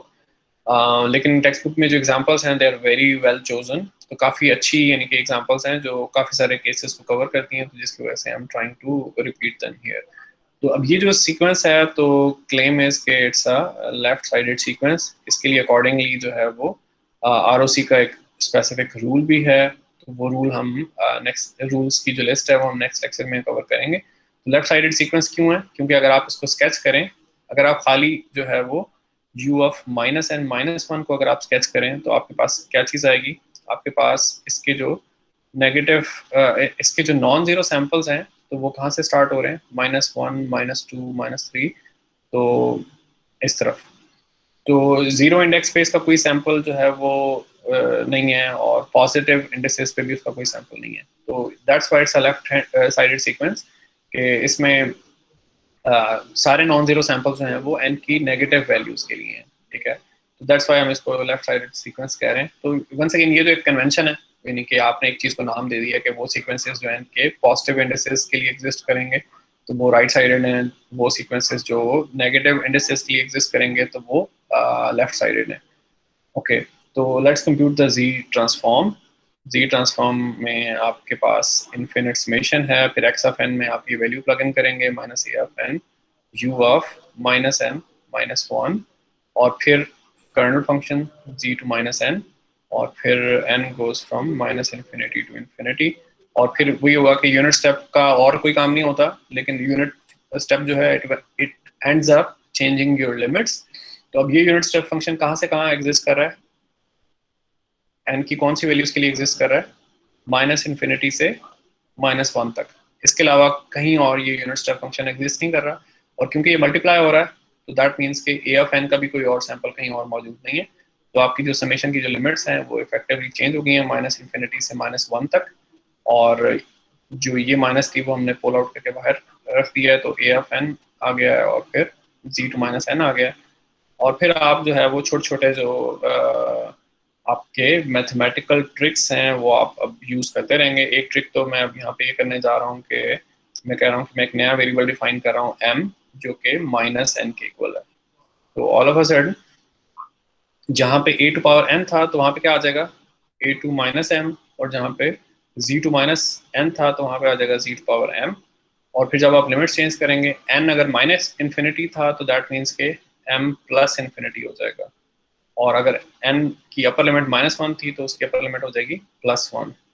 तो ये एक चीज़ है, और एक माइनस साइन हमारे पास बाहर भी है।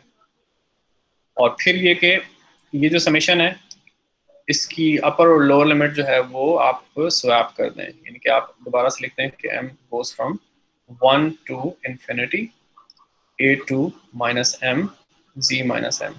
तो अपर लोअर लिमिट्स यानी कि स्वैप करने से कोई मसला नहीं है। जैसे मैं आपको कहूँ कि मेरे पास एक समेशन है जिसमें सिर्फ 3 टर्म्स हैं 1 2 3, चाहे मैं 1 + 2 + 3 लिखूँ और चाहे मैं 3 + 2 + 1 लिखूँ, जो मेरे पास सम है, जो टोटल आंसर है तो किसी तो u, तो I can just change exchange the lower and upper limits. तो मैं u से स्टार्ट करके l पे मैं जो है वो समेशन को ख़त्म कर सकता हूँ। तो ये अभी हमने आखिर में किया है। तो ये हो गया, और यहाँ पे एक टाइपो है, ये z टू पावर +m होना है। ओके, तो नेक्स्ट स्लाइड। ये हमारे पास x ऑफ z का एक्सप्रेशन जो है वो हम उसमें जो हमारे एनालिटिकल या अलजेब्रिक स्टेप्स हैं वो चला रहे हैं। तो m goes from 1 to infinity, और फिर a टू -m है, और z टू पावर +m है। और फिर अब आप थोड़ी सी मजीद सिंप्लीफिकेशंस कर लें, आप कहें कि एक जैसी पावर है, कॉमन है पावर, तो a इनवर्स z है रेज़ टू पावर m है, m goes from 1 to infinity. और फिर ये कि ज्योमेट्रिक सीरीज में जो आपका फार्मूला है फॉर समेशन, उसमें क्या है कि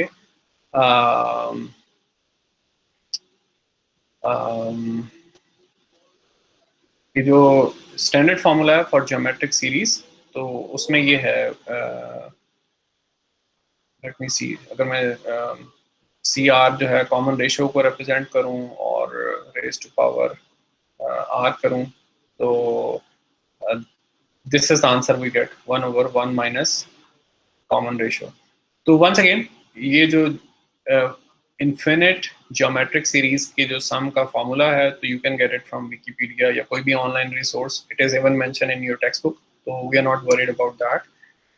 तो मैं सिर्फ ये बताना चाह रहा हूँ कि आपकी यहाँ पे जो एक एनालिटिकल स्टेप ऐड होना है वो ये कि हमारी समेशन जो है it goes from 1 to infinity, लेकिन जो फार्मूला है टेल्स अस के summation should go from 0 to infinity. तो आप क्या करते हैं, आप एज्यूम करते हैं कि आपने ये जो भी आपका राइट हैंड साइड है, तो वहाँ पे आपने 1 ऐड किया है, 1 सब्ट्रैक्ट किया है, और फिर एडिशन और सब्ट्रैक्शन दोनों कर रहे हैं, तो the whole situation does not change.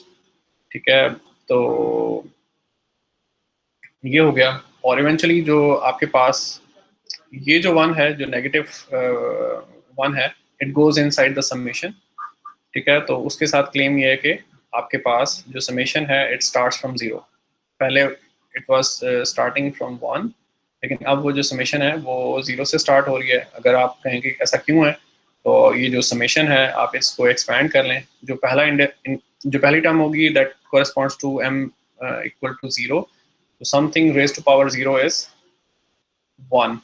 ठीक है, उससे जो अगली टर्म है तो that is a inverse z, और फिर जो उससे अगली टर्म है तो that is a inverse z whole square and so on.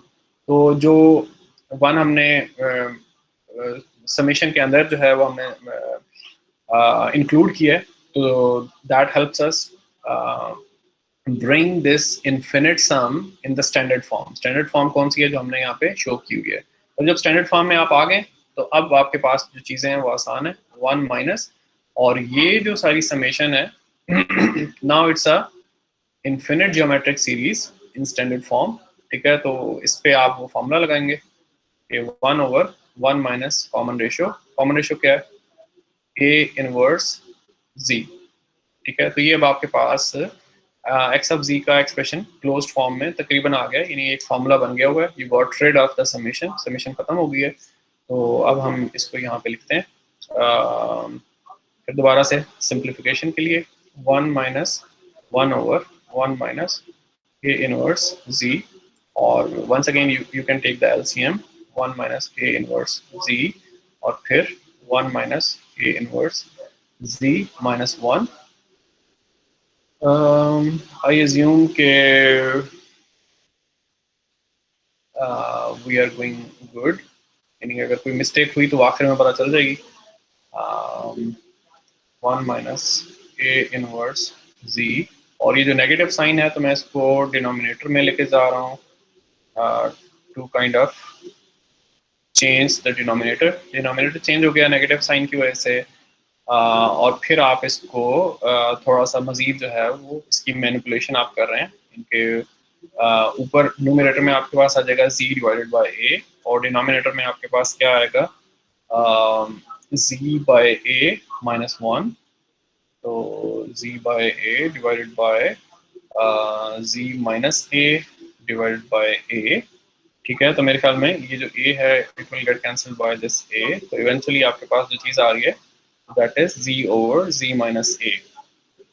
तो ये एग्जैक्टली वही एक्सप्रेशन है जो पिछले सीक्वेंस के लिए आपके पास आया था, लेकिन अब आप खुद ही इमेजिन कर सकते हैं कि अगर दो डिफरेंट सीक्वेंसेस की z ट्रांसफॉर्म जो है if it turns out to be the same, ठीक है, तो फिर आप कह लें कि यूनिकनेस तो ना रही, क्योंकि ट्रांसफॉर्म्स का एक प्रॉमिस ये भी है कि हर सीक्वेंस के कॉरेस्पॉन्डिंग एक्सचेंज में आपको एक यूनिक एक्सप्रेशन मिलेगा इन द ट्रांसफॉर्म डोमेन। तो यहाँ पे अब सेम एक्सप्रेशन आ रहा है, तो व्हाट डू यू एक्सपेक्ट, कैसे रिजॉल्व होगा? इस तरह से रिजॉल्व होगा कि इसका ROC जो है it should turn out to be different, यानी कि Z ट्रांसफॉर्म के केस में दो different sequences they could result in the same Z transform provided that के उनके ROCs मुख्तलिफ हों। अब हमने Z ट्रांसफॉर्म का एक्सप्रेशन निकाल लिया, अब इस पर्टिकुलर सिग्नल के लिए हम ROC का एक्सप्रेशन जो है वो देखते हैं। तो ROC के एक्सप्रेशन के लिए आपको अपने जो Z ट्रांसफॉर्म का एक्सप्रेशन था तो उसमें जो भी लास्ट मीनिंगफुल स्टेप था आप वहाँ पे जाएंगे और फिर आप देखेंगे। तो हमारे पास लास्ट स्टेप ये था 1 - m goes from 0 to infinity और फिर A inverse Z raised to power m। अब वही है कि इन्फिनिट टर्म्स आपके पास ऐड हो रही हैं, तो इन्फिनिट टर्म्स का सम आपको फाइनाइट चाहिए, तो उसके लिए कंडीशन क्या होगी, यही कि जो आपकी जिस चीज़ को हम कॉमन रेशो कहते हैं ज्योमेट्रिक सीरीज में, तो ये जो आपकी इंडिविजुअल टर्म है उसमें हर टर्म का जो मैग्नीट्यूड है it turns out to be less than 1। तो आप फिर उसी तरह से ROC के लिए कंडीशन चलाएंगे A इनवर्स और फिर Z और फिर ये हो गया, और फिर आप लिखेंगे कि Z magnitude should B less then ये इनवर्स दूसरी तरफ जाके ख़त्म हो जाएगा। तो ये है।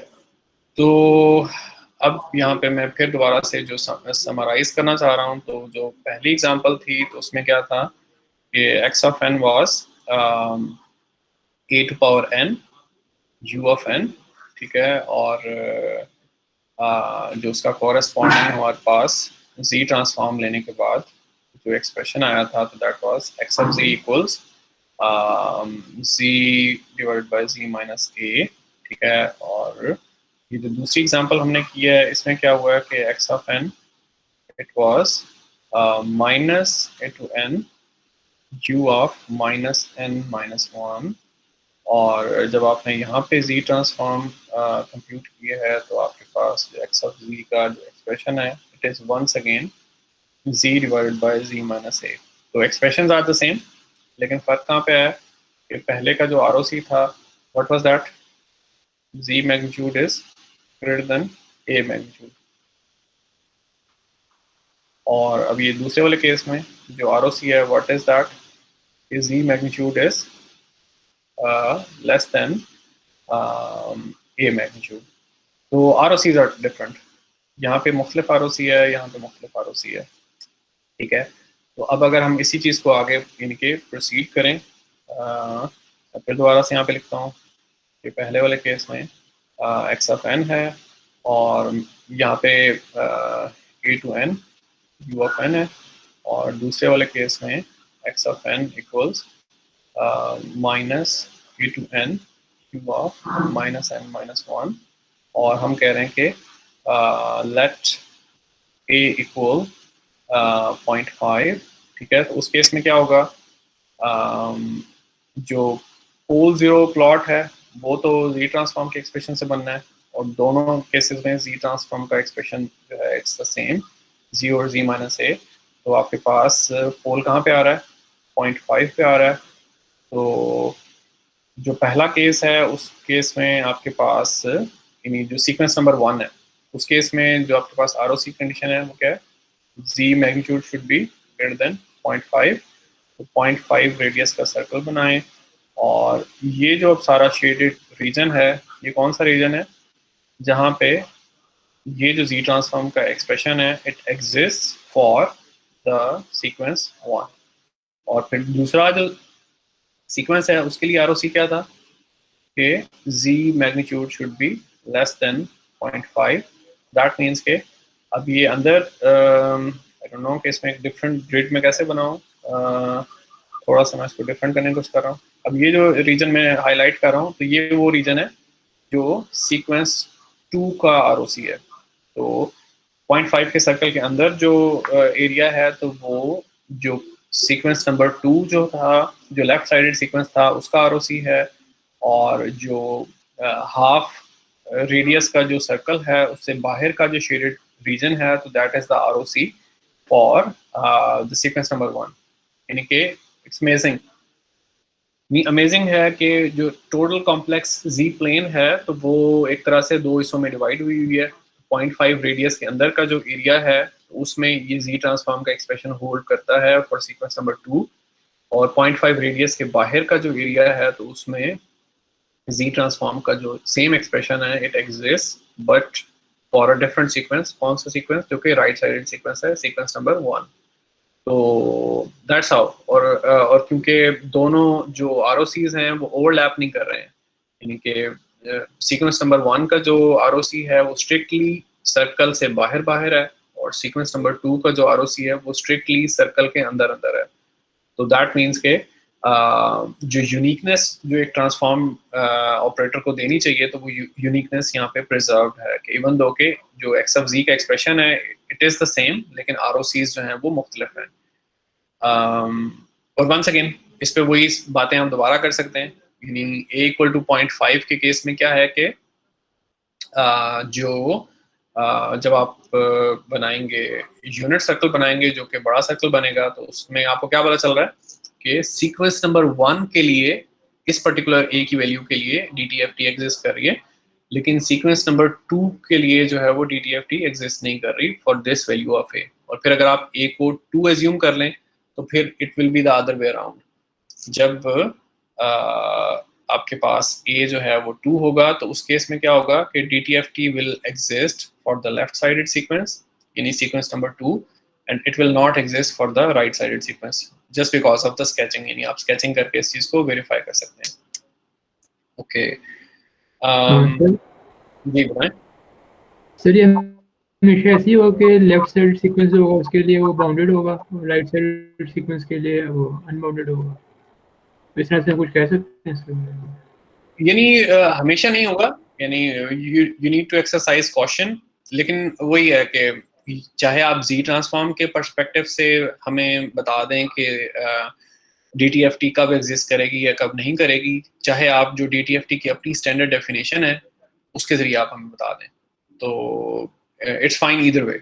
लेकिन श्योर यानी कि जब DTFT एग्जिस्ट नहीं करती दैट मीन्स के जो भी सीक्वेंस एट हैंड है तो that sequence is not absolutely समेबल.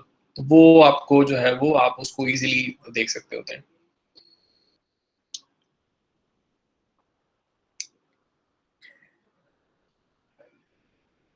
Okay कोई और क्वेश्चन?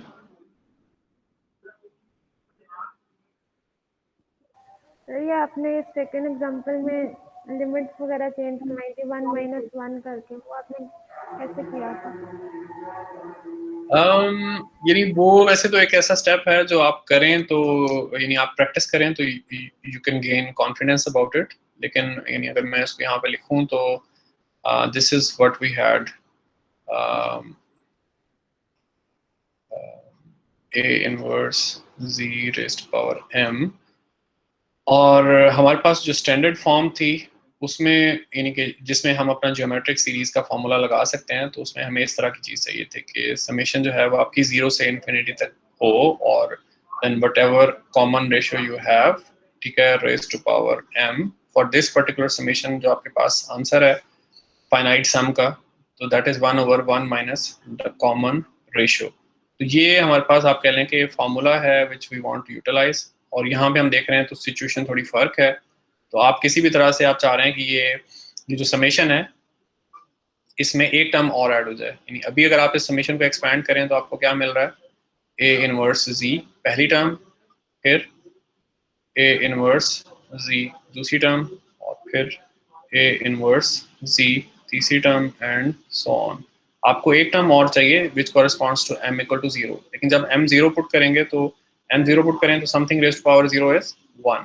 दैट मीन्स कि आपको कहीं से भी एक एक्स्ट्रा 1 चाहिए, ठीक है. तो जिसकी वजह से फिर आप कह रहे हैं कि ये जो मेरे पास टोटल यानी कि इस चीज़ को हम कह रहे हैं राइट हैंड साइड. तो ये जो मेरे पास राइट हैंड साइड है तो इसमें what am I going to do, बल्कि ये तो मौजूद नहीं था, दैट वाज नॉट देयर. हमारे पास सिर्फ और सिर्फ ये सब था, ठीक है. तो जिसकी वजह से फिर आप कहते हैं कि let me add a 1 and let me subtract a 1.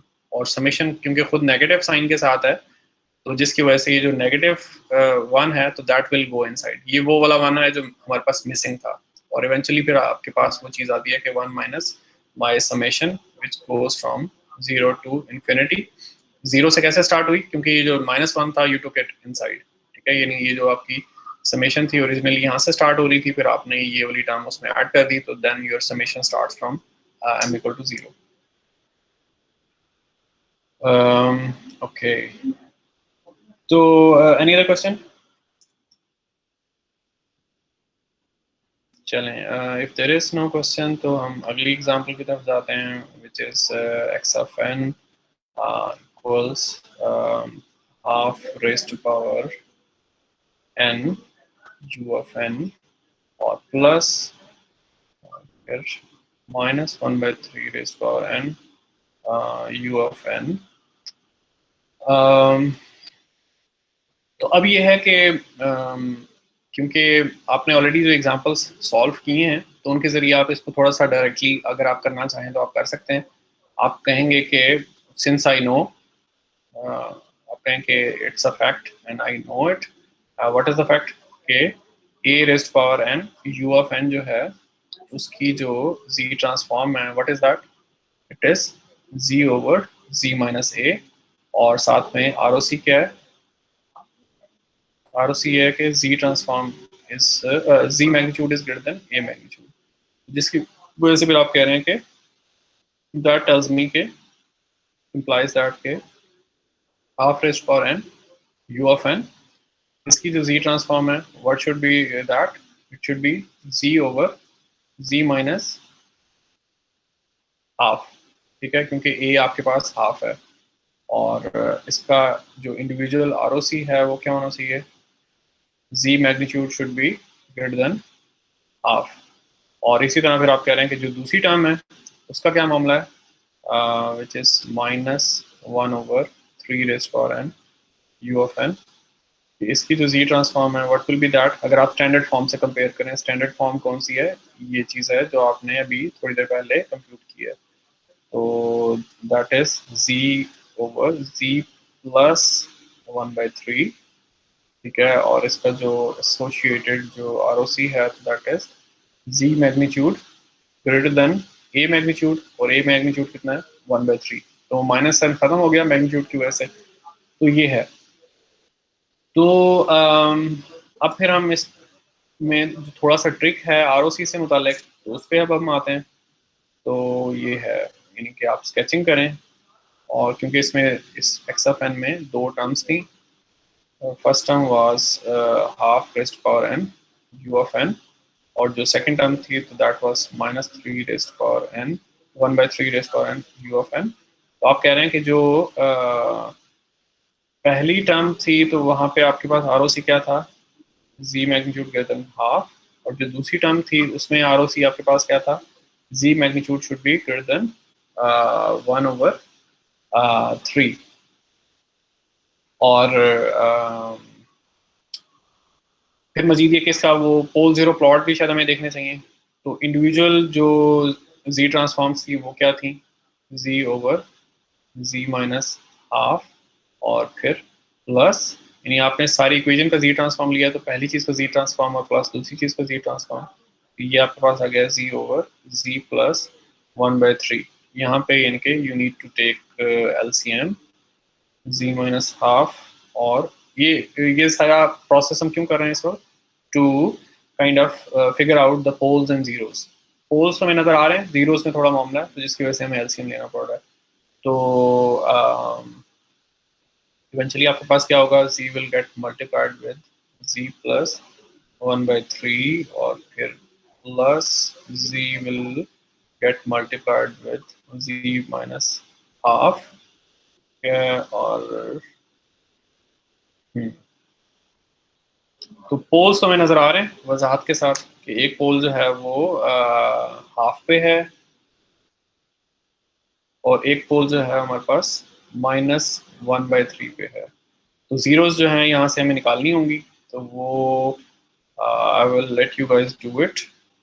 ROC का जो मामला है ये अभी जो परसों हमारा नेक्स्ट लेक्चर है उसमें वाजे हो जाएगा कि ROC जो है it is related to poles and not zeros, तो इसलिए भी जीरोस को मैं यहाँ पे स्किप कर रहा हूँ, क्योंकि इसमें मुझे नज़र आ रहा है कि यहाँ पे एक सेकंड ऑर्डर इक्वेशन बनेगी और उसके जो दो रूट्स हैं वो पता चलाने होंगे, तो that's why I am going to skip.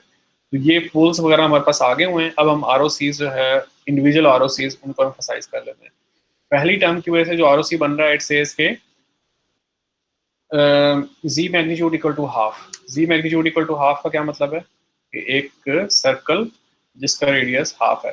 तो पहली टर्म का जो आरओसी है इट सेज के वो सारा रीजन जो हाफ से बाहर है, ठीक है। और जो दूसरी टर्म है इट सेज के z मैग्नीट्यूड ग्रेटर देन 1/3, तो 1/3 का सर्कल बना लें, ठीक है, और फिर उससे बाहर बाहर। तो इसको अब मैं थोड़ा डिफरेंट तरीके से रिप्रेजेंट कर रहा हूँ कि दो डिफरेंट आरओसीज हैं। तो अब इवेंचुअली यहाँ पे क्या होगा, यू कैन इमेजिन कि जो दोनों आरओसीज हैं उनका इंटरसेक्शन जो है वो आपको करना होगा। ये आरओसी 1 अगर मैं इसको कहता हूँ और दूसरी चीज़ को अगर मैं कहता हूँ आरओसी 2, जो मेरे पास नेट रीजन ऑफ कन्वर्जेंस है तो that is actually ROC 1 intersection ROC 2। जब दो आपके पास एरियाज हों तो उनका इंटरसेक्शन कौन सा होता है, जो कि कॉमन एरिया होता है। तो कॉमन एरिया कौन सा बनेगा, जो बड़े बड़े सर्कल से बाहर बाहर है। तो नेट आरओसी अब आपके पास क्या बन रहा है, यहाँ पे नेट आरओसी आपके पास बन रहा है कि z magnitude greater than half which applies to this whole expression. जो टोटल एक्सप्रेशन है उस पर ही अप्लाई होता है, जिसमें दोनों टर्म्स आ जाती हैं। इंडिविजुअल टर्म्स की वजह से आरओसीज थे, फिर आपने उनका इंटरसेक्शन देखा और जहाँ पे दोनों आरओसीज एग्जिस्ट करते हैं तो वो रीजन जो है वो आपने फाइनलाइज कर लिया। Okay, question.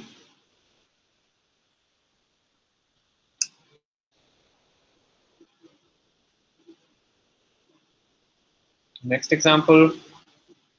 तो हमारे पास यानी कि यानी अगर आप इस चीज़ को बार बार देखेंगे, if you practice it lot, तो यू विल सी के इसमें एक पैटर्न है, तो हम उसको फॉलो करते हुए जो है वो चल रहे हैं।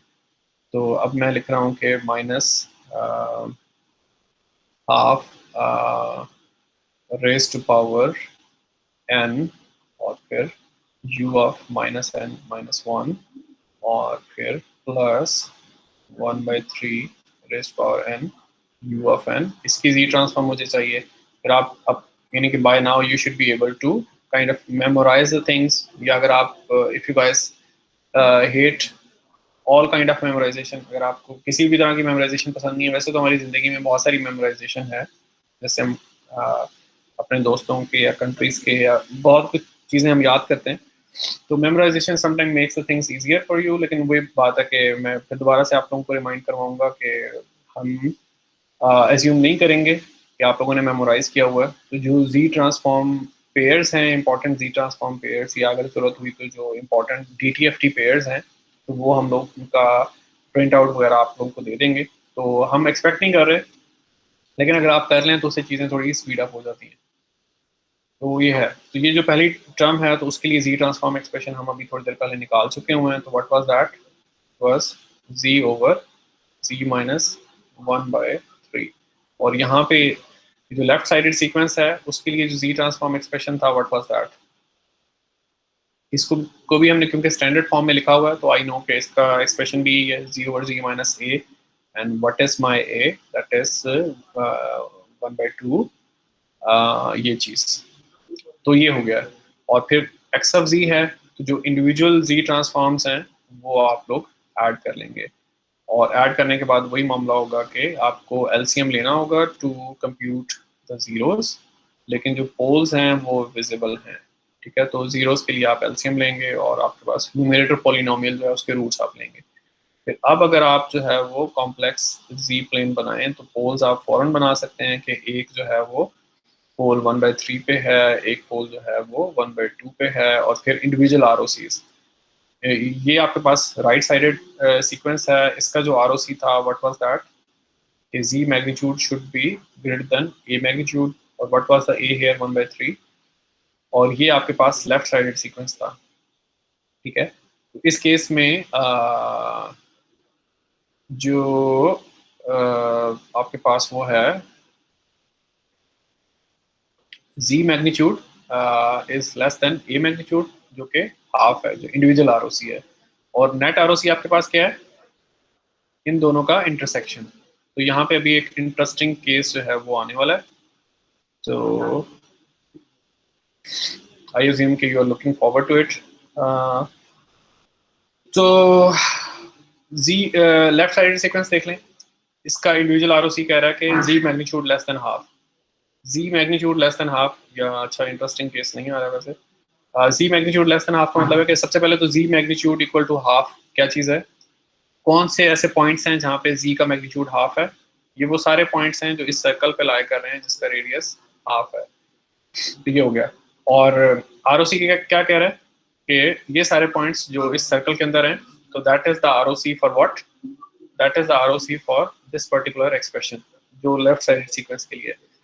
और फिर जो राइट साइडेड सीक्वेंस है वो कह रहा है कि z magnitude should be greater than 1/3। अब जी मैग्नीट्यूड 1/3 कहाँ पे होता है, कौन से ऐसे पॉइंट्स हैं जहाँ पे जी का मैग्नीट्यूड 1/3 है, तो ये वो सारे पॉइंट्स हैं जो इस पर्टिकुलर सर्कल पे लाई कर रहे हैं जिसका रेडियस 1/3 है। तो अब सेकेंड टर्म के लिए हम क्या कह रहे हैं कि सेकेंड टर्म का जो इंडिविजुअल आरओसी है वो सारे पॉइंट्स हैं जो 1/3 सर्कल से बाहर हैं।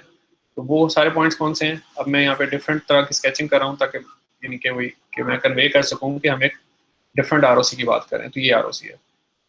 तो पहली टर्म का आरओसी जो था वो 1/2 रेडियस का जो सर्कल है उससे अंदर अंदर सारे पॉइंट्स थे। दूसरी जो टर्म है उसका आरओसी कौन सा है, जो छोटा सर्कल है 1/3 रेडियस उससे बाहर बाहर के सारे पॉइंट्स, ठीक है। तो और वो डेफिनेटली इंफिनिटी की तरफ एक्सटेंड हो रहे हैं। तो अब ये जो दोनों आरओसीज हैं इनका जो आपस में इंटरसेक्शन का जो रीजन बन रहा है कि जहाँ पे दोनों आरओसीज एग्जिस्ट कर रहे हैं वो कौन सा रीजन है, वो एग्जैक्टली ये वाला रीजन है। अब मेरे पास कोई और वे भी नहीं है इसको हाईलाइट करने का, लेकिन अगर आप लोग फॉलो कर रहे हैं तो यू कैन सी के it becomes a ring, actually एक रिंग बन रहा है। तो यानी इस पर्टिकुलर केस में मेरे पास ये एक सर्कल था हाफ रेडियस का, और फिर एक छोटा सर्कल था 1/3 रेडियस का। तो जो मेरे पास आरओसी बन रहा है तो आरओसी ये वाली चीज़ बन रही है दोनों के इंटरसेक्शन की वजह से। अब यहाँ पे मैं क्विकली एक चीज़ और करना चाह रहा हूँ, टाइम खत्म हो रहा है, मैं इनकी चीज़ों को रैप अप करने के लिए कि मैं एक और एक्सा फैन कंसीडर करता हूँ जिसमें जो लेफ्ट साइडेड सीक्वेंस है उसको मैं कह रहा हूँ 1/3 rest power n u of n -n-1 left sided sequence है और यहाँ पे माइनस भी लगानी है हमने और नोटेशनल कंसिस्टेंसी। और जो राइट साइडेड सीक्वेंस है that is half rest power n u of n। तो यहाँ पे आप देखेंगे इवेंचुअली हर चीज़ करने के बाद कि जो आपके पास वंस अगेन एक पोल 1/2 पे है, एक पोल जो है एक पोल 1/3 पे है, एक पोल 1/2 पे है। 1/2 पे जो सर्कल बनेगा तो वो कौन सी टर्म की वजह से बनेगा, ये जो आपके पास राइट साइडेड सीक्वेंस है, यानी आपने इससे बाहर बाहर जो है वो आरओसी देखना है। और 1/3 वाला जो सर्कल है वो कौन सी टर्म की वजह से बन रहा है, जो कि लेफ्ट साइडेड सीक्वेंस की वजह से बन रहा है। इसका मतलब है कि इसके अंदर अंदर आपने आरओसी देखना है। अब आप देखें कि जो दो आरओसीज हैं उनके दरमियान ओवरलैप कोई नहीं है, यानी कि आपने इंडिविजुअल आरओसीज के ओवरलैप देखने होते हैं इंटरसेक्शन करके। तो इस पर्टिकुलर सिचुएशन में ओवरलैप नहीं है, तो you will end up saying के z transform does not exist for this particular sequence, क्योंकि कोई ऐसा आरओसी नहीं है। ये जो एक्सप्रेशन है इसकी कॉरस्पॉन्डिंग एक जी ट्रांसफॉर्म का एक्सप्रेशन बनता है, ठीक है। वो जी ट्रांसफॉर्म का एक्सप्रेशन वही है जो अभी हमने थोड़ी देर पहले लिखा है, लेकिन वो एक्सप्रेशन जो है वो होल्ड नहीं कर रहा, क्योंकि जो आरओसी है उसमें कोई एक पॉइंट भी नहीं है, यानी ये जो सेट है वो एम्प्टी है, यानी कि देयर इज एन एक्सप्रेशन लेकिन वो एक्सप्रेशन जी की किसी भी वैल्यू के लिए होल्ड नहीं कर रहा है।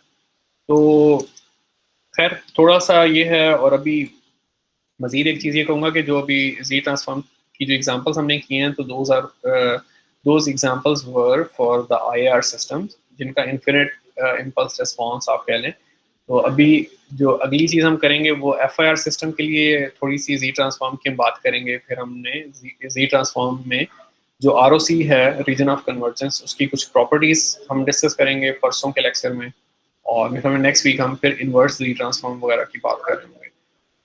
तो that is it for today. आप अपनी जो अटेंडेंस है वो मार्क कर लें आप लोग ऑन गूगल क्लासरूम, और अगर आप लोगों के कोई क्वेश्चंस हैं तो do let me no, otherwise फिर हम ये जो सेशन है इसको हम ख़त्म करते हैं।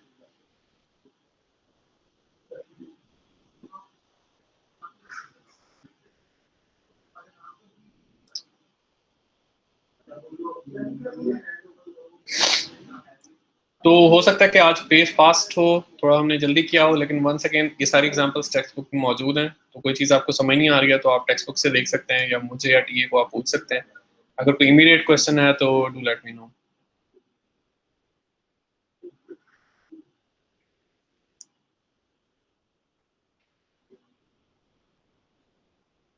ओके, तो दैट मीन्स के we mark the end for today session.